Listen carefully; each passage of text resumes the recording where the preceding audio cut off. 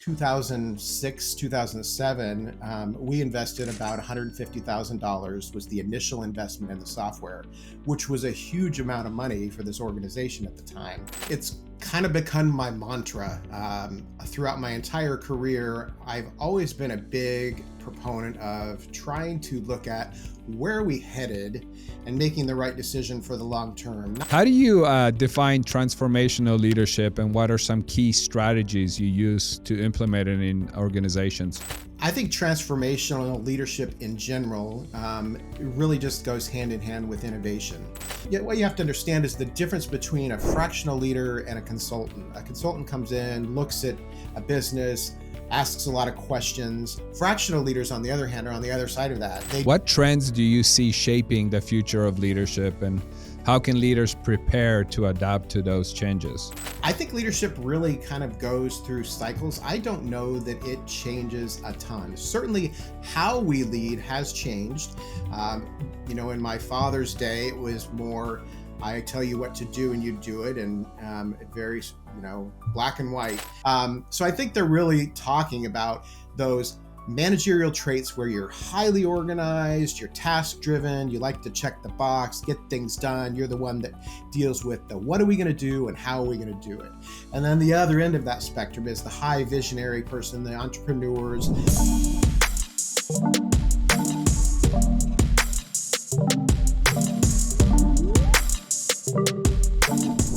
Welcome to another episode of Leadership Talks. I'm Martin Rowinski, CEO of Boardsi, and today we are thrilled to have Darby Vannier as our special guest. Darby is a seasoned operations leader with over 2 decades of experience, known for helping founders, CEOs, and boards make the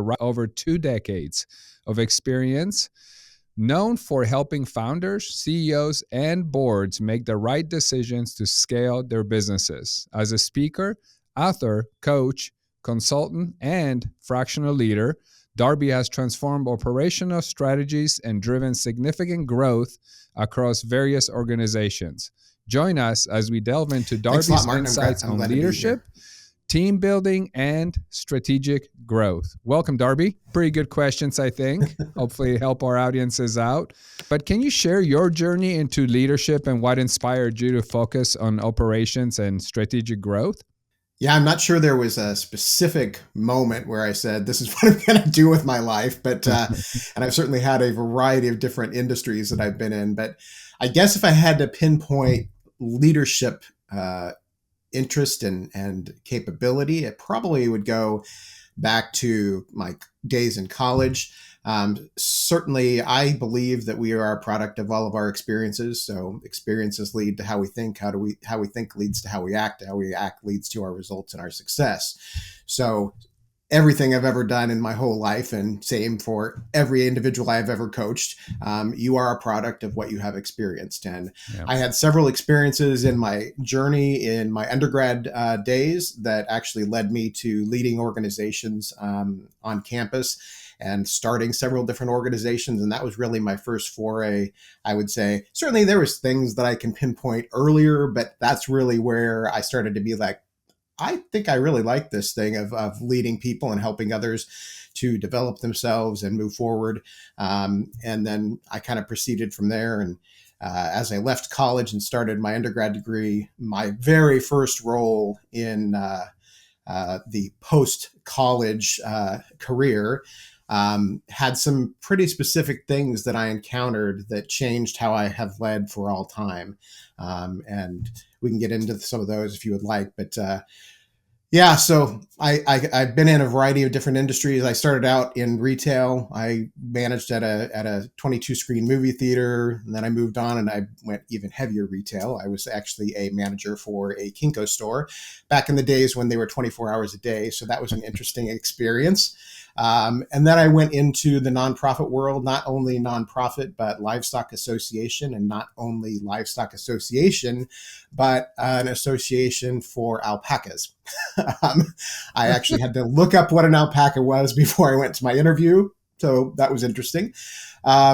did that for 11 years. I was CEO there, took that organization through a variety of things, including a national merger and everything, and then moved back into the for-profit realm and into the consulting area, and started actually doing some strategic planning and executive coaching, as well as the organization that I worked for provided those things, as well as overseeing internal things as well. And then kind of moved off on my own and doing that sort of work now, as well as fractional CEO, COO work as well.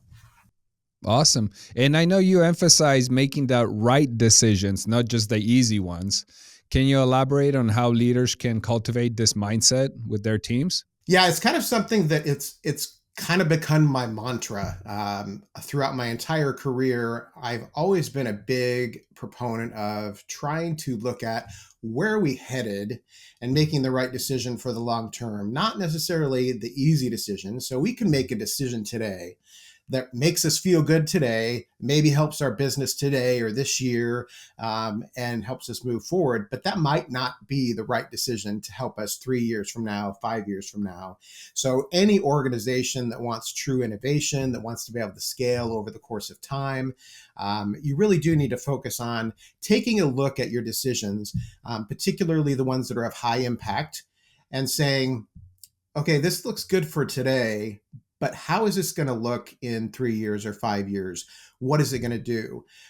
So I'll give you an example. When I took the position with Alpaca Owners Association, that organization, it was kind of, it had up to that point been outsourced. The board had outsourced to an association management company.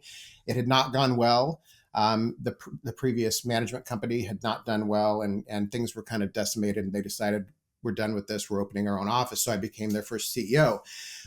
Once we got things stabilized with that organization, we were looking at the software we used to manage the entire organization. And this is to run our membership, to handle our DNA testing results, to manage all of the bloodlines for all of the alpacas in the whole United States, all of that software. And we said, what we have is not efficient. It was never built for this. So we started looking at what our options were, off the shelf products, as well as a full custom option and everything. And we ended up choosing a full custom option, and it was a big investment. This organization, because it had been so decimated, didn't have a lot of money. We were building back up at that point still. So the decision then, and this was 2006, 2007, we invested about $150,000 was the initial investment in the software, which was a huge amount of money for this organization at the time. So it was a hard decision. And that was my point to the board at the time, was this is the right decision for the long term, because it's going to enable us to be more efficient, to do more without having to increase our resources and everything going forward. And sure enough, within a few years, we were doing double the transactions, actually with less people. We didn't eliminate anybody, but as people left, we evaluated, and we just didn't need them because we became so much more efficient because of that specific decision. And that decision with that software enabled that organization to grow beyond where they thought they were going to be able to grow to. So those types of decisions are what I'm talking about when I say, let's make the right decision, even though it might feel uncomfortable, and not just what is easy and makes us feel good. Yeah, absolutely. Might be difficult, but you saw what it's going to do, and it worked out for you. Yeah, it doesn't always work out, but it did in that case. That's a good thing. How do you define transformational leadership, and what are some key strategies you use to implement it in organizations? I think transformational leadership in general really just goes hand in hand with innovation.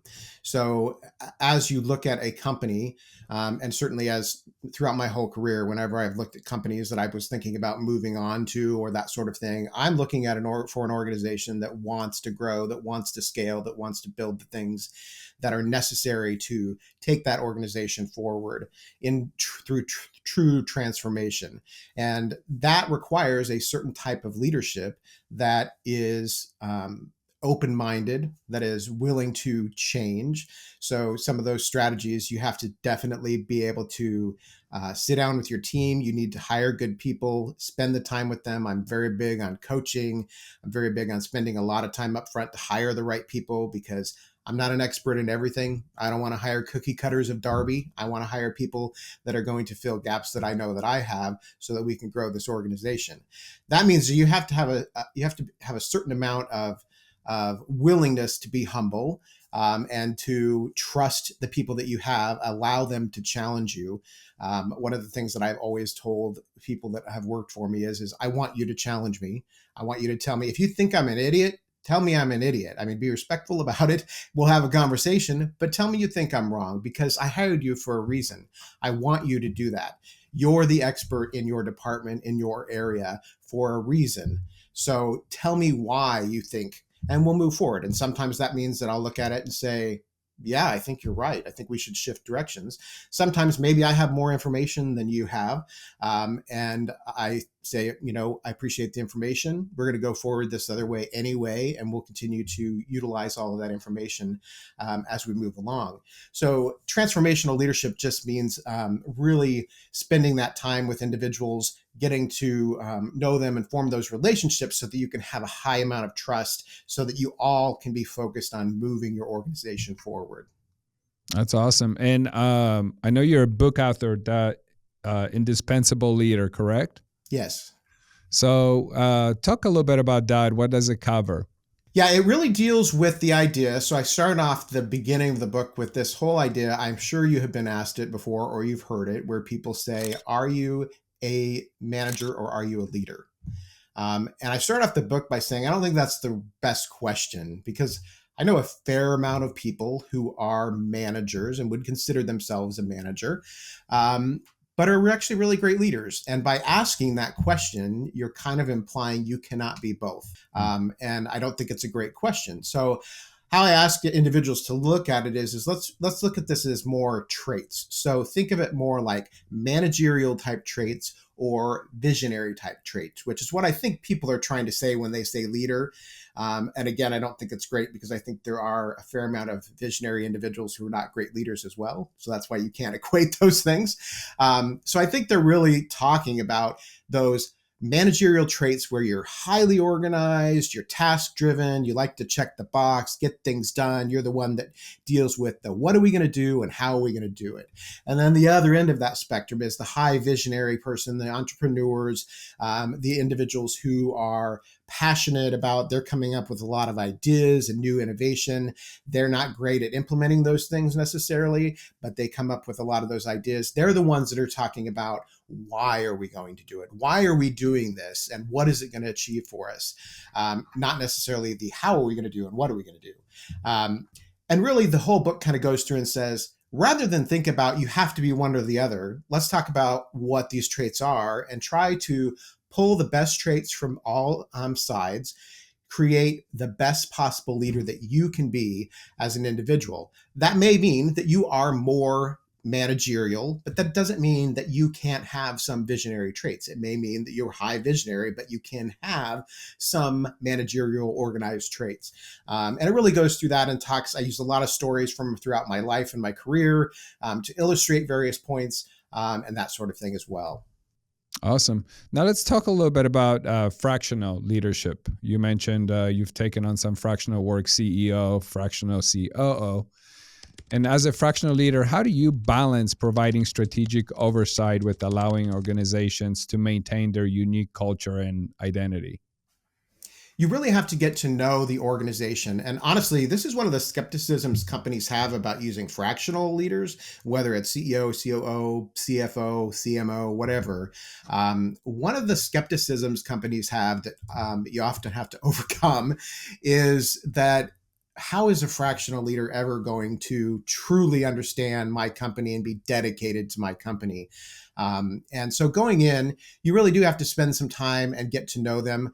I try to choose companies also. I have had some situations where I actually turned work down because I didn't really understand their business. I wasn't passionate enough about it. And I knew that while I could probably help them a little bit, I probably wasn't the best person for that particular company. And that's why it's good to have a variety of individuals.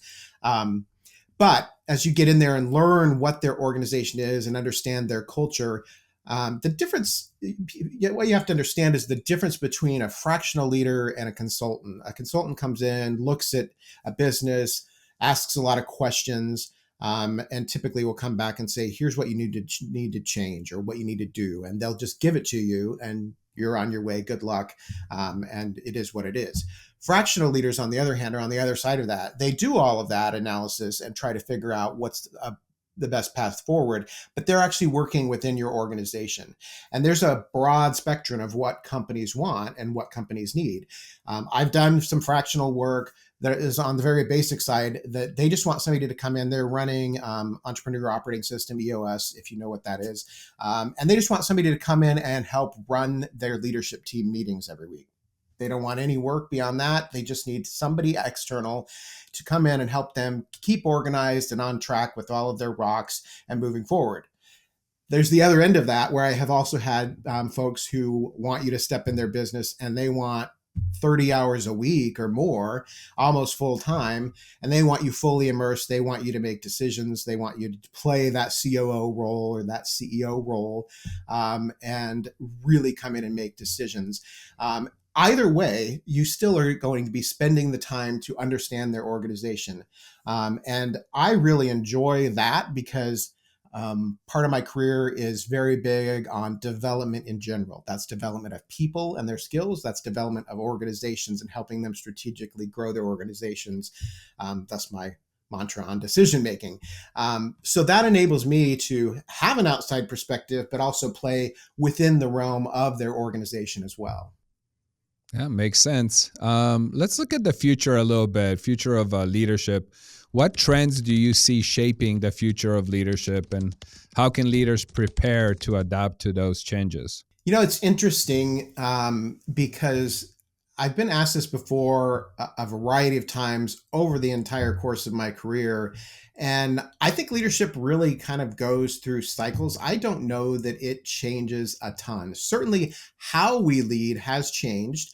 In my father's day, it was more, I tell you what to do and you do it, and very, black and white.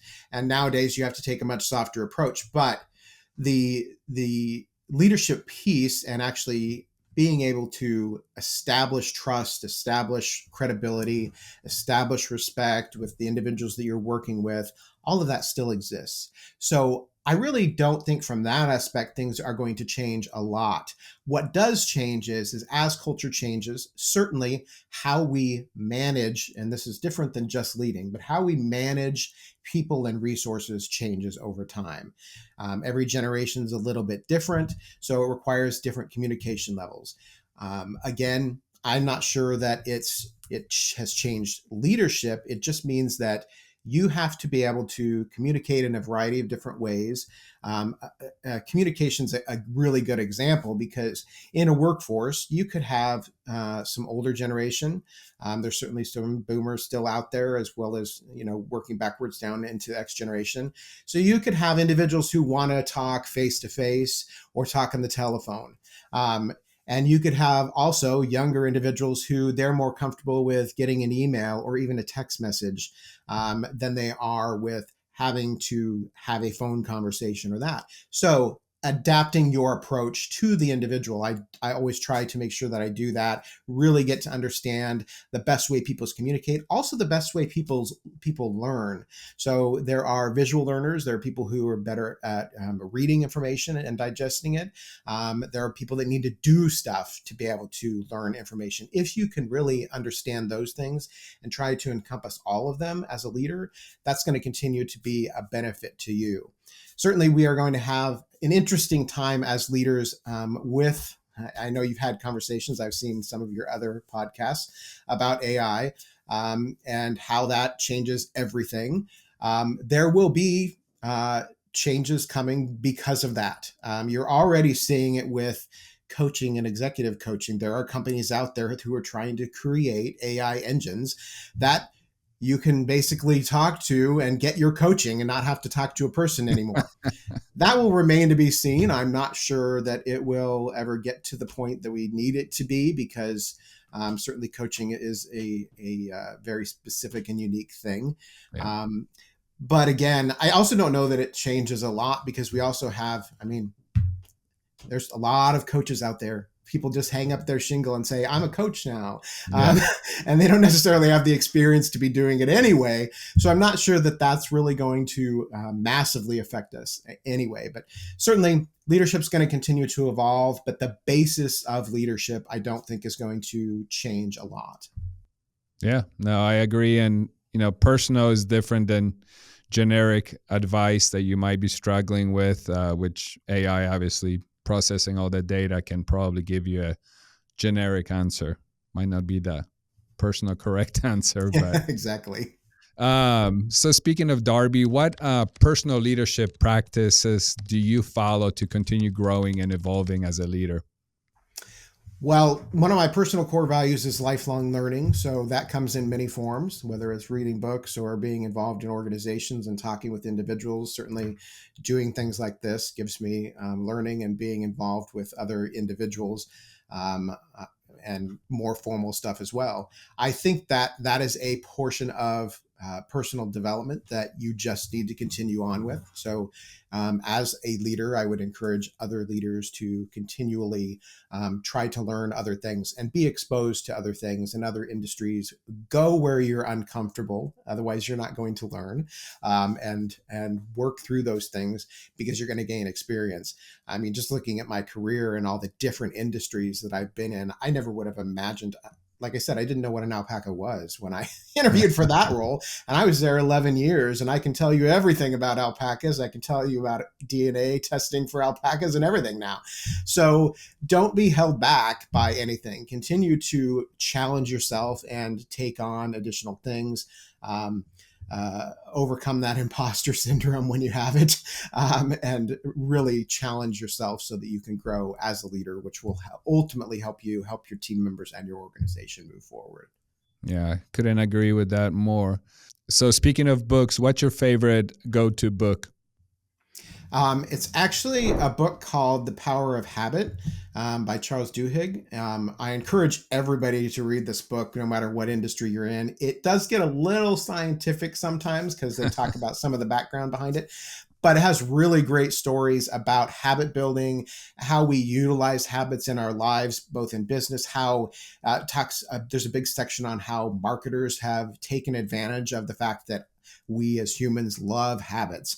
I mean, if you just think about everything you do on a daily basis, you're building, he calls them habit loops. So you're building a habit loop with how you get ready for work every day. And if you drive to an office, you're driving the same route, all of that stuff that becomes automatic over time.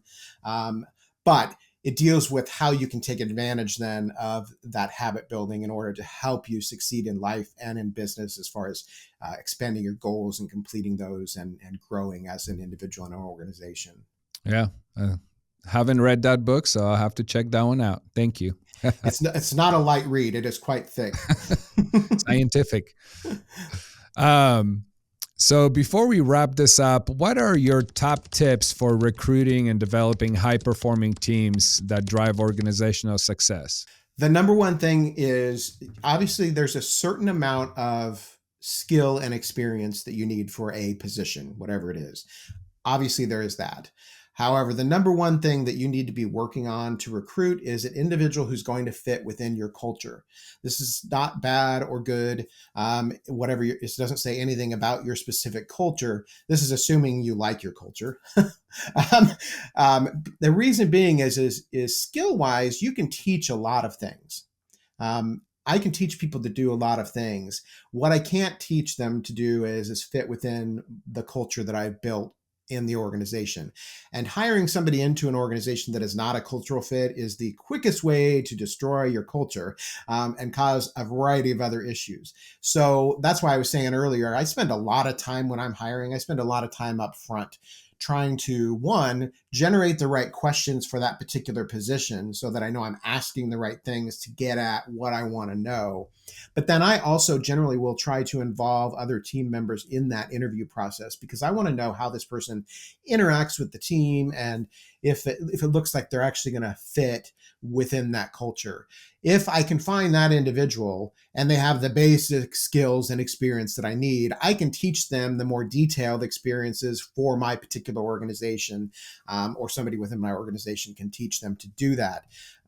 Having said that, if you don't like your culture, then that changes things, because then you may be hiring and you may be trying, and this is a little more difficult, to hire individuals that are going to help you shift your culture to where you want to be. That gets a little more difficult because, one, it's difficult in analyzing that situation with them. It also is difficult because you run the risk that they will be uncomfortable immediately from the time that they arrive. So you probably need to have conversations up front with them about your goals for trying to shift the organization, so that they know that you understand that they may not feel entirely comfortable right now, but that's what you're trying to do and move that organization forward. So that's the big thing there, is it's just really recruiting and hiring people who are going to have a good cultural fit, because that's going to help you excel. Those are the folks that are going to be dedicated to you, that are going to be loyal. I know loyalty is a lot harder nowadays, in general, but we have to look at it a little bit differently. And if we can get those individuals who are highly dedicated, even if they only stay for 3 or 4 years, if we can get them who are highly dedicated, that's going to help you innovate and scale your organization moving forward. Awesome. So what's the best way for executives or anyone that's looking for help to find you? The best way is probably through my website. It is beindispensable.com. And I'm most active on LinkedIn. You can just search for me, Darby Vannier, and find me. And I'll connect with most everybody. As long as you don't try to sell me something immediately as soon as I connect. They always do. They always do. Awesome. Well, thank you, Darby, very much. Appreciate having you on the show. And for our audience, thank you for tuning in to another episode of Leadership Talks. Stay tuned for more inspiring conversations with leaders from various industries. And once again, thank you. And until next time, take care, everyone. Thanks, Darby. Thank you. Thank you for tuning in to Leadership Talks. Don't forget to subscribe for more insightful conversations with industry leaders. Your support means a lot to us.